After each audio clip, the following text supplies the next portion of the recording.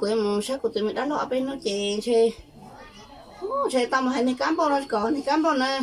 nhớ là chè này số lửa qua lửa cho cha này cái chè bài chè này chè có lửa cháu lửa thỏ nhỏ số mà hay nhỏ hay cám bao trọ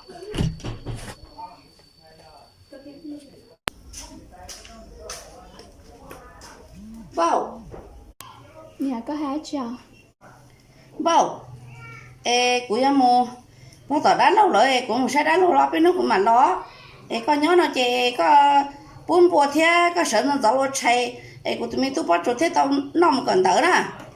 chuột thế hậu lửa nó còn tao rồi tao hậu lửa chỉ tía cũng chỉ có đó Leo nè nhà bà chéo trong sao ủa Leo nhớ nó chơi số lửa nè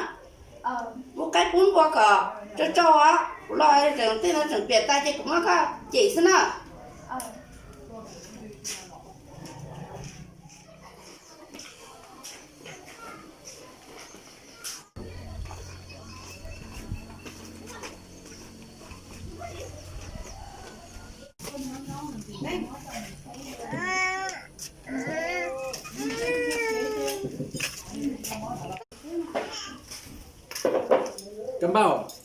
Cắm bao à, có biết chèo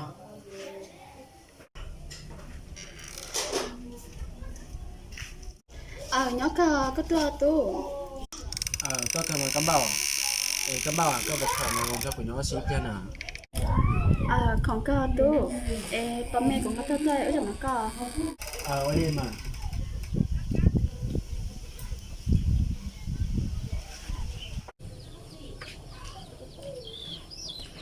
đó tu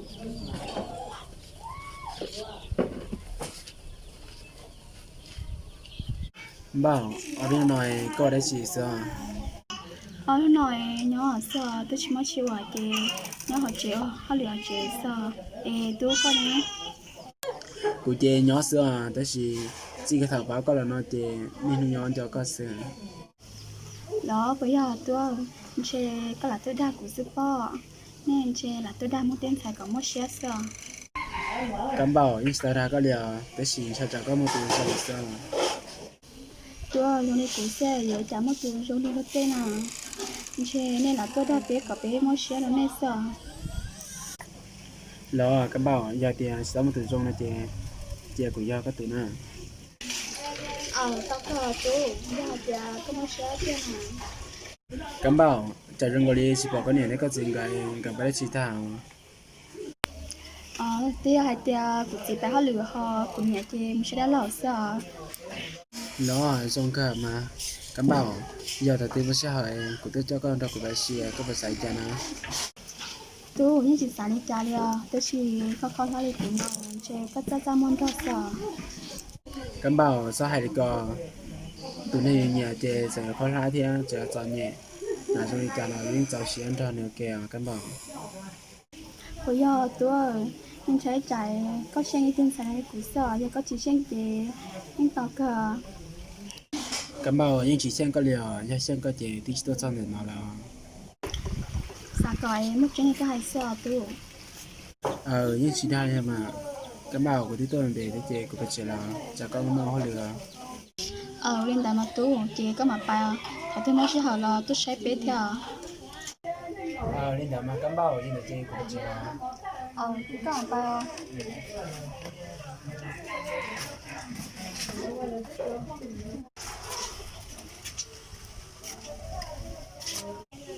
Thằng bảo tụi mong qua tan té mình thế nào. Bỏ trò tụi nó như của tụi không như sao mấy bé chỉ lo nào Ông mua xin đã không nhìn đã lo sợ. Em bảo tháng rồi sao tháo đó đi nữa, thấy cái tụi mong có dùng gì theo. Em để thấy gì vậy cơ. lên tụi nó bỏ trò Nên đã bảo gì chế mùa.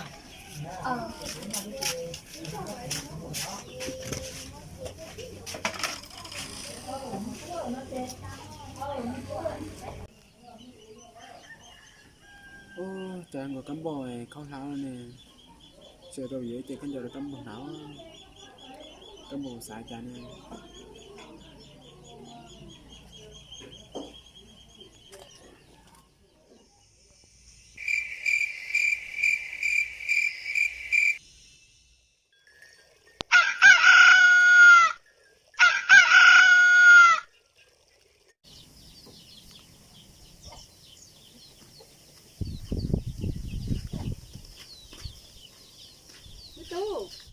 đi tu có những món đất chè con nhìn thằng con giờ cho xuống dưới đi con à nè nè thế thì quỷ một tổ bây giờ là sao oli mà mi tu à giờ đi giá chỉ mua trắng gì chè bây giờ là bỏ cọc kia đó mà nè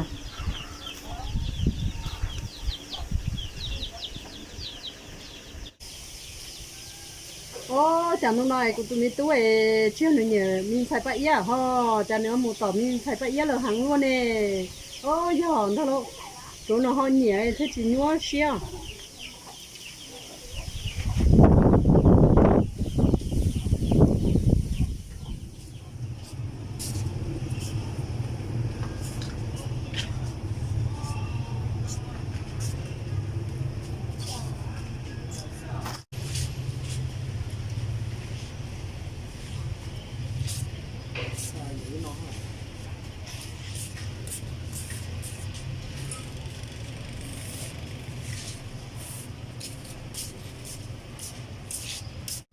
đi chào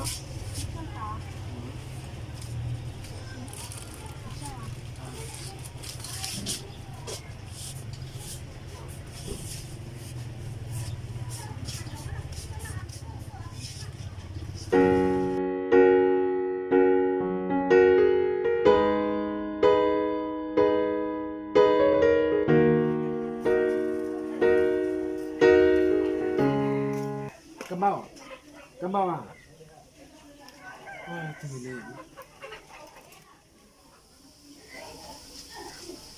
cắm bao cái nó tôi có to lo giò đó thôi mà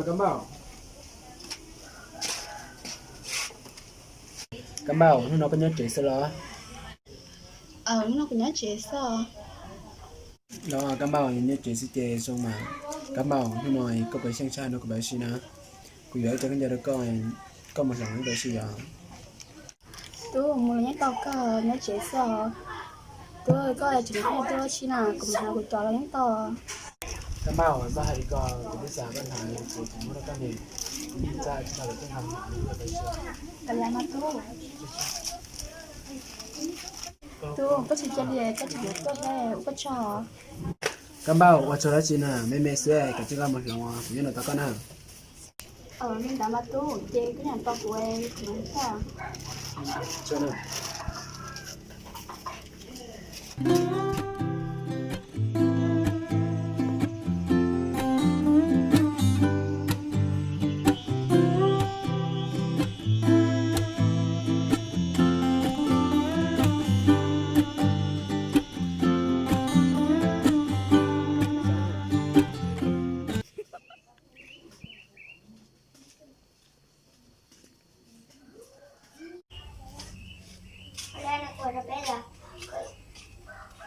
Ủa, giờ có tôi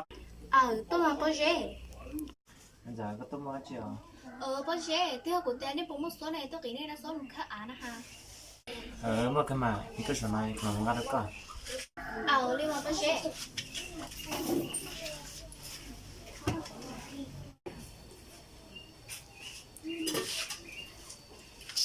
Giờ test con à?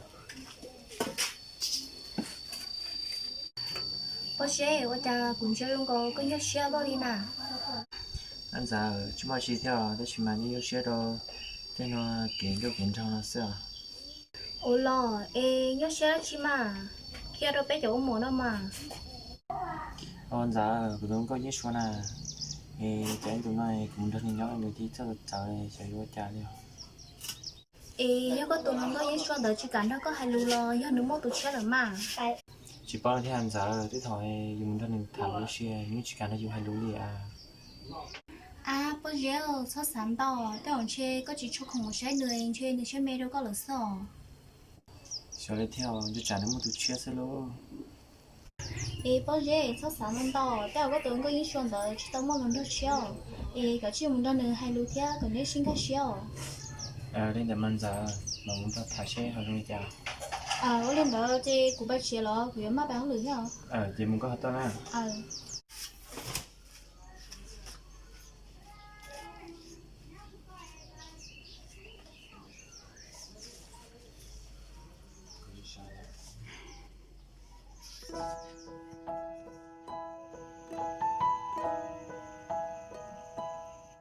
Cắm bảo khẩu vũ thì chúng tôi thì